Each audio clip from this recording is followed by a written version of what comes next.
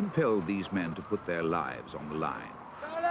And would they all return safely in 3 years? A brief notice in an obscure journal announced the expedition's goals and a call for volunteers. No polar experience necessary, it declared. Hard work, great danger, and no pay. No guarantee of success or glory. Presented in such stark, realistic terms, could the crossing of the forbidding South and North Poles attract even the most restless of romantics? Was the British tradition for this kind of bold adventure still alive? It was indeed. Scores of healthy, apparently rational young men applied. 2 were singled out by Rann. Oliver Shepherd, married, would quit his post as a beer company salesman. A friend of Oliver's, Charles Burton, bachelor, left his job advising companies on burglary prevention and other security matters. It would be his first expedition also. I didn't know how weak I was, how strong I am, and I wanted to see how I would react under these sort of circumstances.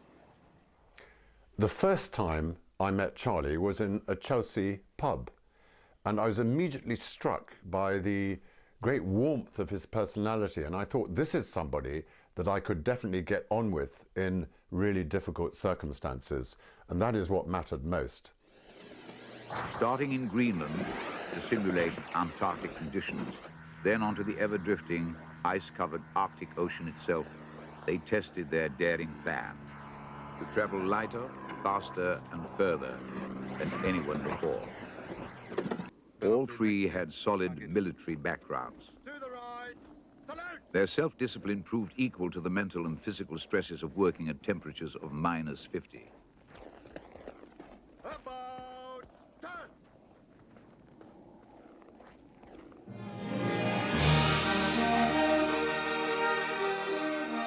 On September the 2nd, 1979, the Transglobe expedition is officially launched from Greenwich, England. If all went well, they'd be home in 3 years. By the time we set out, I knew Charlie very well indeed. He was a chain smoker, but that's not necessarily a bad thing on an expedition of this nature. He was above all an even-tempered person, and that was absolutely vital, because when things got bad, as we knew that they would, he would take it in his stride. New Year's Eve, 1980, an all-night celebration in the South Atlantic. Yes, good luck, good luck.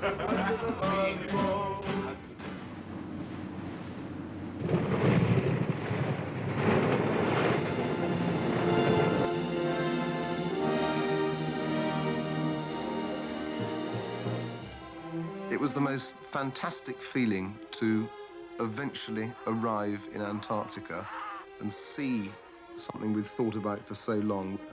It was, as far as I was concerned, a milestone. After all the planning, we'd actually got somewhere.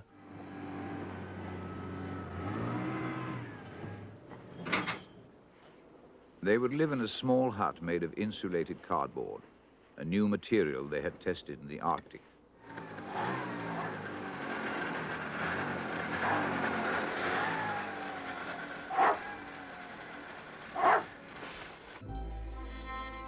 The Antarctic sun would soon disappear for a half year, presenting the team members with their most immediate challenge.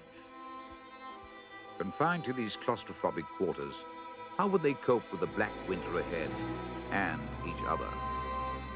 Clean bill of health, Charles. Of course I got a clean Your bill of health. ivories are in good nick.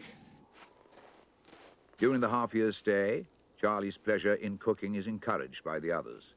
He brings much-needed inspiration to the dried and frozen foods. We miss friends and family, especially on birthdays and holidays. None of us likes it here. All of us, except Buffy, hate the intense cold. Across the room, Buffy.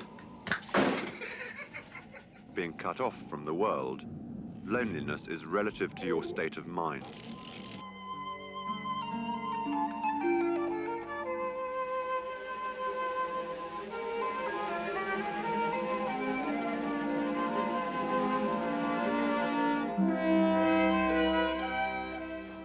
There will be 24 hours of daylight now. Temperatures to only -35.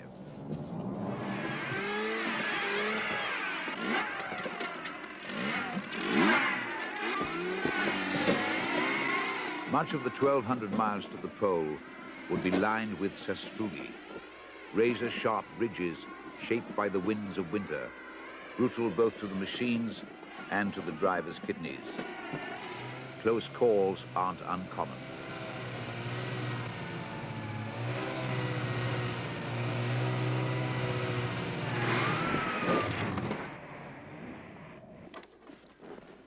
Virtually every day, breakdowns. Clearly, reliance on snowmobiles doesn't assure success.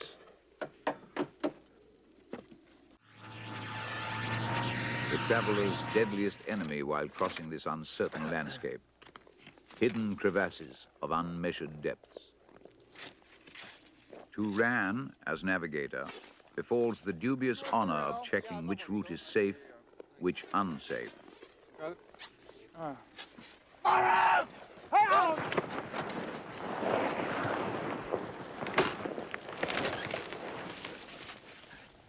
That was pretty close. Ran! Rope coming down! Okay. You ready, off? Yeah, okay, go ahead. Okay, stand by. 1, 2, 3, hop! Ran had been prepared for the unpleasant surprise. Each man is attached by rope to his sledge at all times. Welcome back, Ran. Ah, You okay? cool. Teach one where not to put one's weight. It wasn't just crevasses which were a problem. The weather could turn really nasty very quickly indeed, which could cause big delays.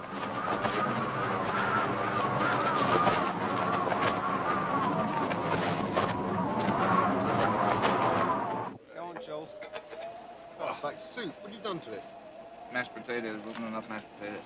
Oh. This not, Charles. That water. Well, Portland cement, this just.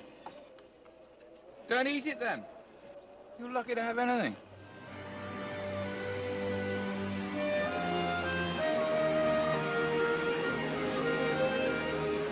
At the geographical bottom of the world, Ran, Ollie and Charlie could justifiably revel in their achievement.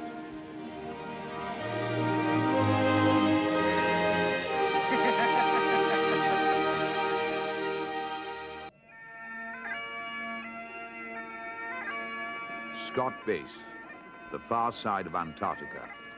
In 75 days, they had crossed 2,100 miles. 2 men instead of 3 would carry on in the north. The challenge many months and 12,000 miles away. At first in New Zealand, then Australia, there would be old obligations to be met and new roles to play for the Transglobe volunteers, and a number of welcome surprises.